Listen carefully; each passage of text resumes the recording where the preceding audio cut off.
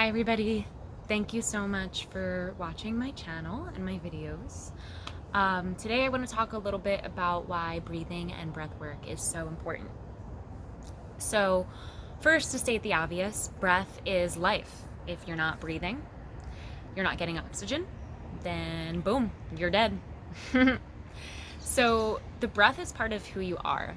And as you cultivate an intimate relationship with your breath, you can let it guide you and it can tell you more about your emotional state.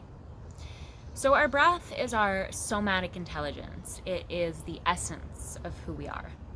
And our breath actually responds to the environment around us, which you may or may not have noticed. So things like fear, anxiety, anger, and states of distress cause our breathing to become more rapid and more shallow. And that's an arousal state that we're experiencing, that state of fight or flight mode. And when we are relaxed, we breathe deeper and slower, and you may notice even throughout your day when you're in really relaxing situations, like relaxing on the couch or with good company, that you may take a sigh or two throughout your day. So, and you may do this without even realizing it. So even the smells in our environment can influence our breath. So if you smell something bad like rotten eggs or a smelly fart, ew, then your breath becomes more shallow and more frequent. And when you smell something delicious like fresh baked bread or fresh baked cookies or a really sweet flower, your breath becomes deeper and slower. And the breath is how we oxygenate our entire body. It's how we digest, and it's how we sense into who we are and what we are experiencing. So a lot of us tend to actually hold our breath throughout the day without even realizing it. So this can happen in various activities, but like say you're really zoned into a TV show and you've kind of left your body and entered your mind space more. The same thing would apply if you're working on something, a project at work, and you're under a lot of stress, or if you're driving and you're very concentrated on the road. So when we're holding our breath subconsciously like that, we're only taking in enough oxygen to survive. You know, we're not taking in enough to fully grow and repair and strengthen ourselves. We're just getting the bare minimum just to keep our body functioning. So I want you to ask yourself or think about, where are tension patterns starting to form in your body from your breath restriction? For a lot of people, sometimes it tends to be the jaw muscles. They tend to get really tight, and sometimes you can even notice them kind of bulging out on yourself. You may be furrowing your eyebrows, so the space here between the eyebrows may be getting a little tense. A lot of people carry it in their arms or their legs, like they tend to stiffen up. The psoas muscles, so those are the muscles that connect your abdomen to your hips, so they're located right here. Those tend to get really tight, and same with our lower backs. So if you're noticing that you have tension in these places, it may be because you're subconsciously holding your breath throughout the day without even realizing it. And what's interesting enough is, as a functional nutrition and lifestyle practitioner, I've noticed that digestive issues can also result, such as bloating or constipation, because the body is struggling to relax. It's struggling to settle into that rest and digest state, and it's not letting things move through. It's not letting things excrete. So what I think is interesting is, in Chinese medicine, the breath is considered to lead the flow of the blood and the qi, which is the word they use for their life force, qi. So I just want to break this down a little bit more.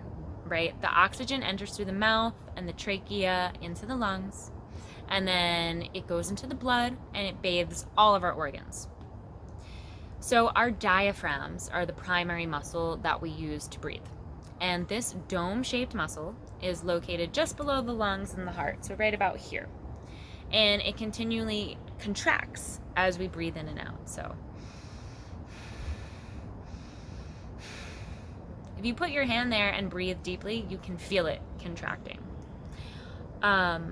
So if you're holding your breath actually in your chest and breathing shallow, the flow stops and it's cutting off the integration of the mind, heart, and the belly. So what's also interesting about our diaphragms is not only do they help with breathing, but they also have these tendons on them that hold up our large intestine. So if the diaphragm is here, our large intestine goes like this, and these little tendons hold up the large intestine.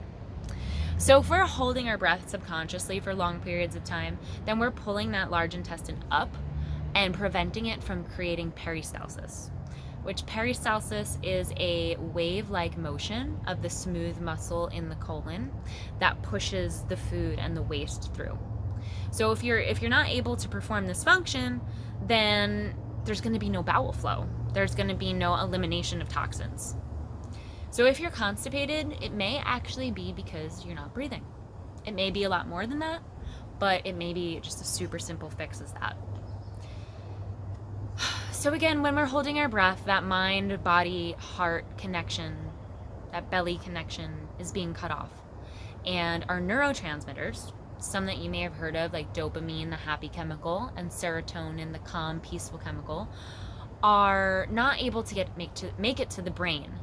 And that's because those chemicals are mainly produced in our gut with the help of our gut microbes, and they travel up our vagus nerve all the way to our brains. So if we're not breathing, if we're not activating that vagus nerve and stimulating that belly-brain connection, then we're not going to get those neurotransmitters in the amounts that we need, and you may find it to be more difficult to navigate sadness and even happiness. So with all that being said, the breath is such a beautiful, built-in, free tool to create emotional stability and to self-regulate. So having the breath facilitated for you, investing in a facilitator for some co-regulation of the breath, is how you begin to learn the proper techniques and methods to self-regulate.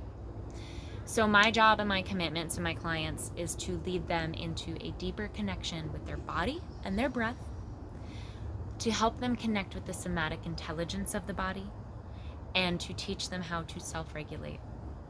Thank you so much for watching.